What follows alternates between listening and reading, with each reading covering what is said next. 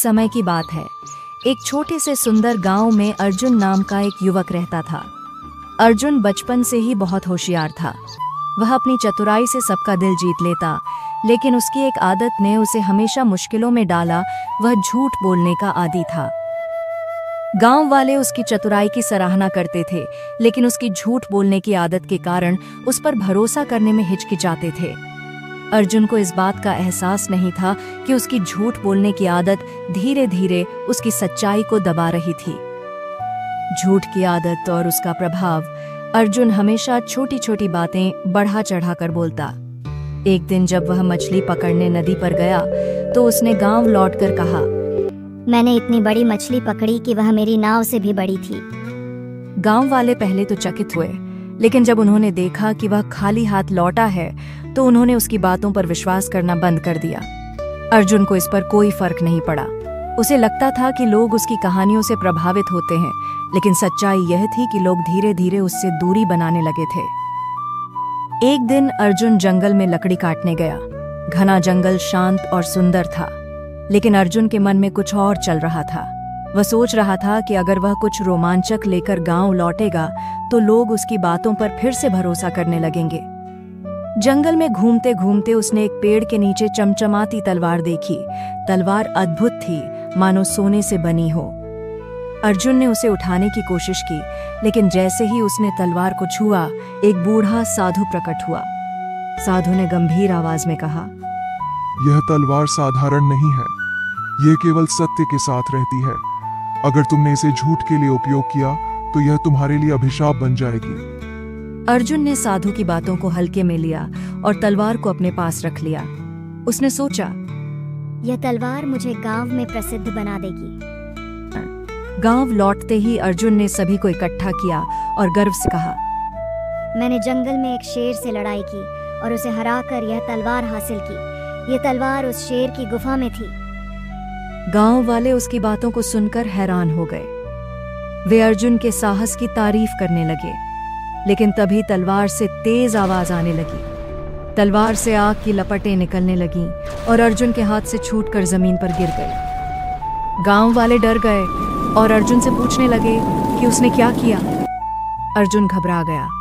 उसने झूठ छिपाने की कोशिश की, लेकिन तलवार का तेज अब असहनीय हो चुका था। तलवार की विचित्र हरकतों के कारण गांव वालों को शक हुआ। उन्होंने अर्जुन से सच्चाई बताने को कहा। अर्जुन ने कहा, मैं सच कह रहा हूँ, यह तलवार मैंने शेर से लड़कर पाई है। लेकिन तलवार ने जैसे ही यह सुना, उसका तेज और बढ़ गया। गांव के एक बुजुर्ग ने अर्जुन को डांटते हुए कहा, झूठ बोलने से कुछ नहीं होगा, सच्चाई बताओ, नहीं तो यह तलवार पूरे गांव के लिए मुसीबत बन जाएगी। अर्जुन समझ गया कि अब उसे सच बताना ही होगा। उसने सच्चाई स्वीकार की और कहा, मैंने किसी शेर से लड़ाई नहीं की। यह तलवार मुझे जंगल में एक पेड़ के नीचे मिली थी। गांव वाले यह सुनकर नाराज हो गए। उन्होंने कहा, तुम्हारी झूठ बोलने की आदत अब हद से बढ़ गई है, तुम पर कोई भरोसा नहीं कर सकता। गांव वालों की नाराजगी ने अर्जुन को अंदर से झकझोर दिया। उसे पहली बार महसूस हुआ कि उसकी झूठ बोलने की आदत ने उसे कितना अकेला कर दिया है।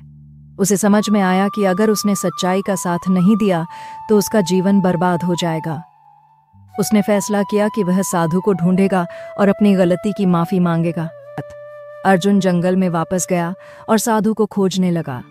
कई घंटों की तलाश के बाद वह साधु के पास पहुंचा। साधु ने उसे देखकर कहा, तुम यहाँ क्यों आए हो? क्या तुम्हें तलवार का महत्व समझ में आ गया? अर्जुन ने सिर झुकाकर कहा, हाँ, मैंने अपनी गलती मान ली है। मैं हमेशा झूठ बोलता था और लोगों का विश्वास खो चुका था, लेकिन अब मैं सच बोलने का वादा करता हूँ। साधु ने मुस्कुराते हुए कहा, तुमने अपनी गलती स्वीकार कर ली, यही सबसे बड़ी बात है। ये तलवार केवल सत्य के साथ रहती है।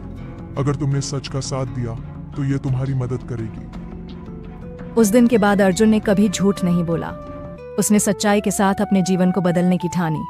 उसने गांव वालों से माफी मांगी और कहा कि वह अब उनकी अपेक्षाओं पर खरा उतरेगा। धीरे धीरे गांव वालों का विश्वास अर्जुन पर लौटने लगा। लोग उसकी ईमानदारी की प्रशंसा करने लगे। तलवार भी अब उसके साथ सहज थी। अर्जुन की कहानी हमें यह सिखाती है कि झूठ बोलकर भले ही हम थोड़े समय के लिए लाभ पा सकते हैं, लेकिन यह हमें लंबे समय में नुकसान ही पहुंचाता है। सच्चाई के रास्ते पर चलना कठिन हो सकता है, लेकिन यह हमें हमेशा सही दिशा में ले जाता है। सच और झूठ की यह कहानी एक संदेश देती है। सच के बिना जीवन अधूरा है और झूठ से दूर रहना ही सच्चे सुख का आधार है। दोस्तों, आपको कहानी कैसी लगी? हमें कमेंट करके ज़रूर बताइए। अगर कहानी पसंद आई हो तो वीडियो लाइक कीजिए और अपने बच्चों के साथ शेयर ज़रूर कीजिए ताकि उनको भी ईमानदारी का मतलब जान सके। और हाँ, सब्सक्राइब ज़रूर कीजिए। धन्यवाद।